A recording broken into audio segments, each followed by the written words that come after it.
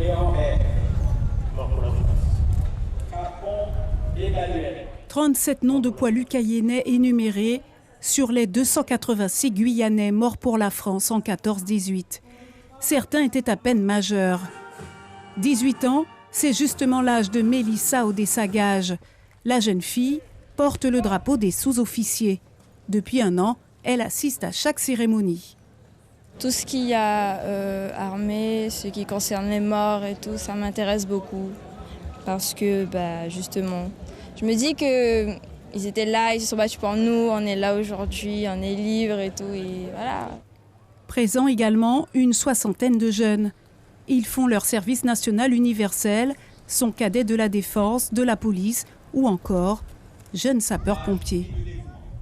Être sur place rend plus concret ce qui n'est qu'un chapitre dans les livres d'histoire. Hommage rendu aux morts de 14-18, mais aussi aux militaires français engagés un peu partout dans le monde.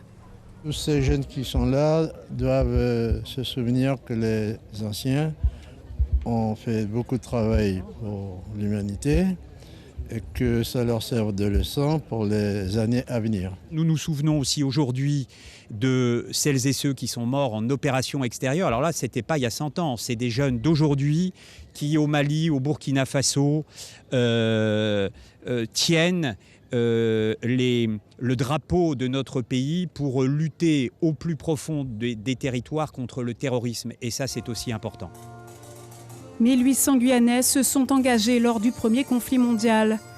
D'eux, il ne reste que des archives. La survie de leur mémoire dépend de la poursuite de la transmission à la jeunesse.